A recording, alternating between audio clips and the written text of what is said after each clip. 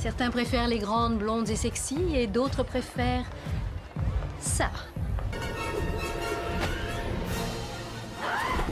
C'est comme ça, donc ça se lance des balles comme ça. Aujourd'hui, on va parler de la rivalité qu'il y a entre les femmes. C'est un sujet qui me tient à cœur parce qu'avant, je ne comprenais pas et ça m'intriguait beaucoup. Mais maintenant, après avoir vécu pas mal d'expériences, je comprends et j'aime encore plus côtoyer les femmes. Mais pourquoi il y a tant de rivalité entre nous? Le mot sororité, c'est juste un mot pour faire beau ou ça existe vraiment? Comment c'est la rivalité féminine, c'est quoi?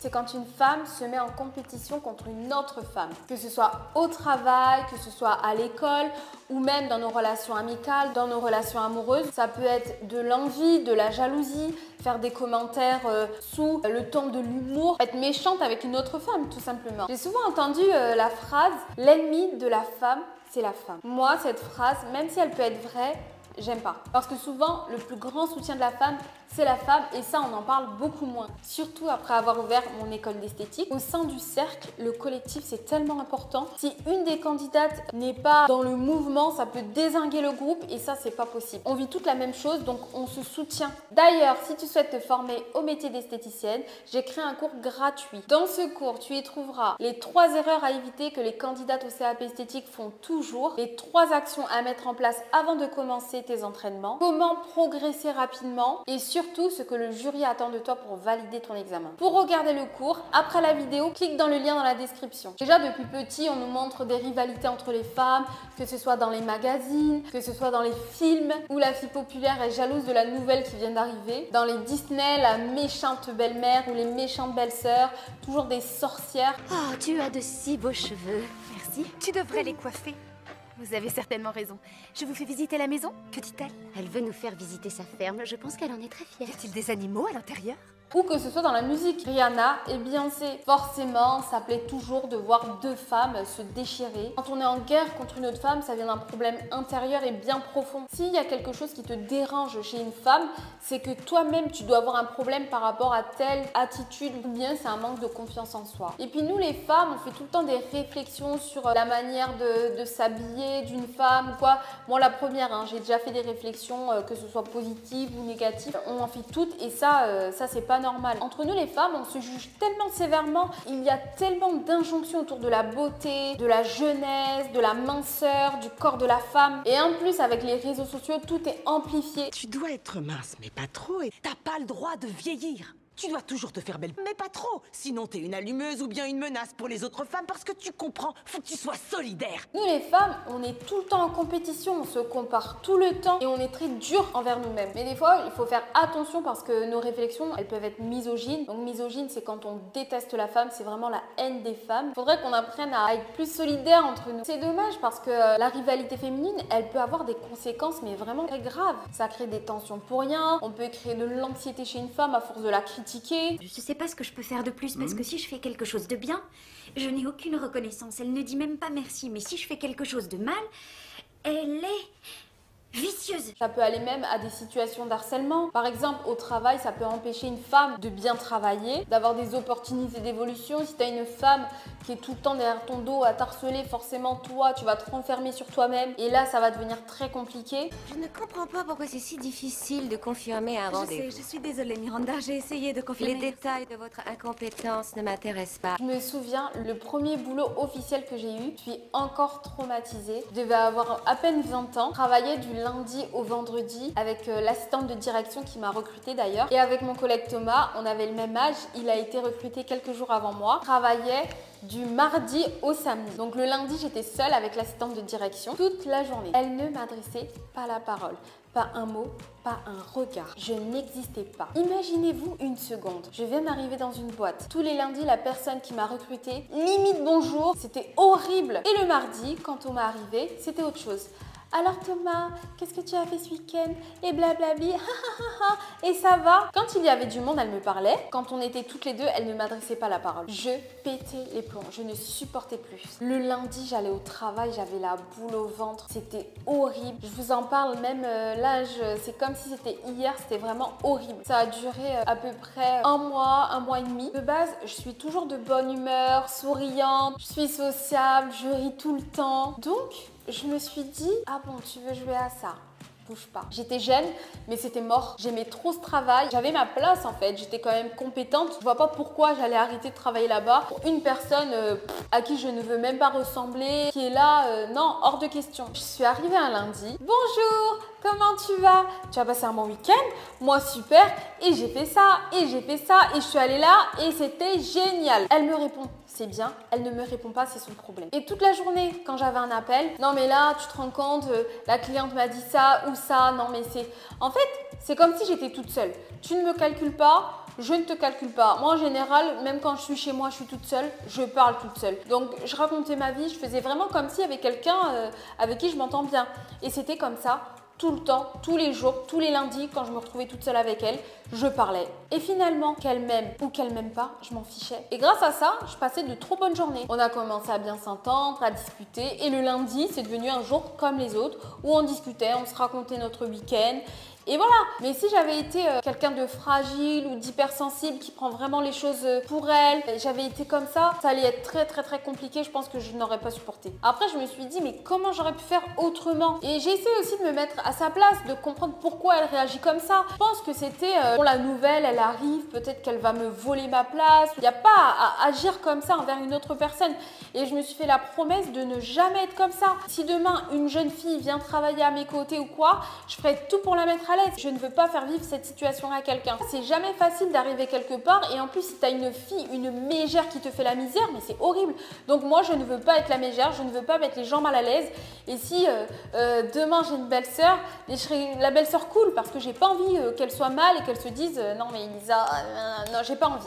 J'ai pas envie, je suis pas comme ça et j'ai pas que ça à faire en fait. Je suis sûre que ça arrive à toutes les personnes sur cette planète. Dites-moi en commentaire si ça vous est déjà arrivé. De toute façon, nous les femmes, dans notre société, on baigne dans la compétition, dans la jalousie. En fait, se comparer, ça peut devenir un moteur. Mais souvent, quand on se compare en dénigrant les autres, c'est plus pour se valoriser. Je me suis souvent posé la question, comment faire pour éviter l'animosité entre femmes? Premièrement, il faut prendre conscience de l'attitude qu'on a envers les autres femmes et prendre conscience de notre confiance en nous. Toujours se soutenir mutuellement, même si voilà, des fois c'est compliqué. Si une collègue ou une amie ou une sœur ou une cousine, n'importe, a une bonne chose qui lui arrive, il faut le fêter, il faut la féliciter, c'est comme ça et pas autrement. Il faut être contente pour elle. Ou au contraire, si elle a un souci, il faut trouver une solution avec elle, essayer de l'aider, ça ne coûte rien. Et encore une fois, ça fait du bien de faire du bien. Part du principe où plus tu donnes, plus tu reçois. Il faut se dire à partir de maintenant, je ne critiquerai plus le corps d'une femme, je ne commenterai plus le corps d'une autre femme. De tout le temps être dans le jugement, il faut vraiment arrêter. Non mais vous allez rire, je fais mes cours, j'ai un pantalon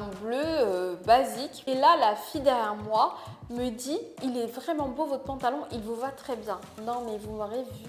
J'arrêtais pas. Merci, c'est trop gentil, merci beaucoup, mais merci, mais merci, mais merci, parce que je ne reçois tellement pas de compliments d'autres femmes, à part ma soeur ou ma mère ou autre, que ça m'a choquée. Et en fait, son compliment, il m'a tellement fait du bien, ça doit faire 1 an, je m'en rappelle comme si c'était hier, tellement ça m'a touchée. Un compliment d'une autre femme, c'est tellement rare que tu sais qu'il a beaucoup de valeur. La dernière fois aussi, là, j'ai croisé une influenceuse que je suis sur les réseaux. Je lui dis, mais j'adore ce que tu fais, tu es toujours de bonne humeur, tu mets beaucoup de joie. Elle me dit, mais merci, merci, ça m'encourage, je vais continuer. Et en fait, je me dis, le peu de force que je lui ai donné, mais à refaire quoi. Si je peux l'aider, l'encourager, mais pourquoi pas? Mais dites-moi si vous êtes d'accord avec ça. Quand une femme réussit, quand une femme est heureuse, on se dit souvent, ça donne de la force, ça nous donne de la force. Si elle l'a fait, moi, pourquoi je pourrais pas le faire? Donc ouais, c'est vraiment un moteur de voir quelqu'un réussir. On se sent capable, ça nous rend plus forte et ça n'a pas de prix. De toute façon, la rivalité, c'est inévitable, c'est une émotion, c'est humain. Quand tu vois quelqu'un avoir ce que tu n'as pas et que tu te dis, moi je le veux, je veux quelque chose comme ça pour moi, c'est autre chose, c'est vraiment du dépassement de soi et pour moi, ça reste sain. Comme je l'ai dit tout à l'heure, dans notre société, on est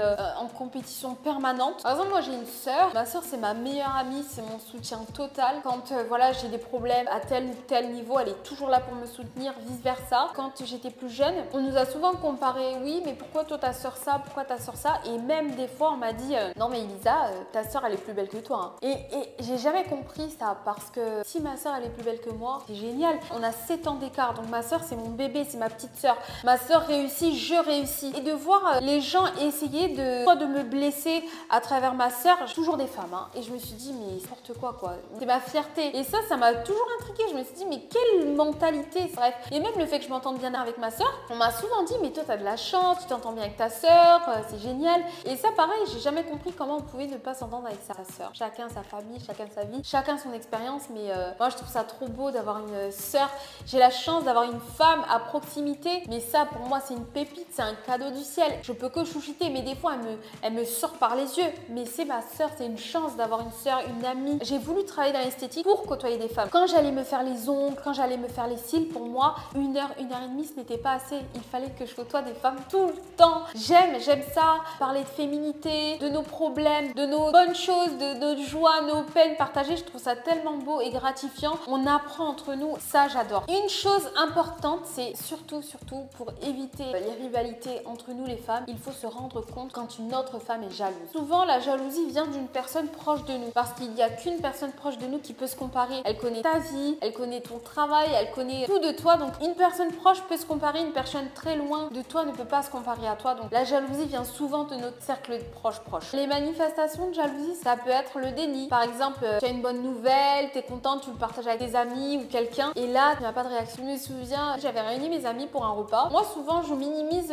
les bonnes nouvelles. Je sais pas pourquoi, c'est naturel, je préfère tout garder pour moi. On me demande alors, Elisa, comment ça va? Il y avait ma soeur avec nous et moi, je dis, bah rien de neuf, tout va bien. Et là, ma soeur, elle dit, mais non, mais tu peux leur dire que maintenant, voilà, tu vis de ton business, ton entreprise, tout va bien. Ah oui, là, je dis, oui, c'est vrai, je vis de mon entreprise, c'est bon, officiellement, je suis 100% à mon compte, je suis trop contente. La réaction que j'ai eue, c'était, ah, bah c'est bien. C'est toi, pétasse. Déjà de base, j'aime pas trop parler de ma vie personnelle ou quoi, et là je me suis dit plus jamais je ferai ça. Les jugements aussi, moi à ta place, je ferais ça, moi j'aurais pas fait ça. Attention à ça. Ça peut aussi être à travers des pics, sous le ton de l'humour. Ça, moi je le faisais avant beaucoup, je lançais des blagues comme ça et j'ai arrêté parce que ça peut vexer et en fait on se crée des ennemis sans le savoir. Ne fais pas aux autres ce que tu ne veux pas qu'on te fasse. Donc de recevoir des blagues pourries comme ça, moi j'aime pas, donc je le fais pas, j'évite de le faire du moins. Et les femmes passives agressives. Madame Pichon, toujours à la bourre.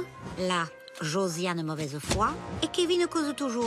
Une belle brochette de passif-agressif. C'est même un peu la définition de vous-même. Non, pas du tout.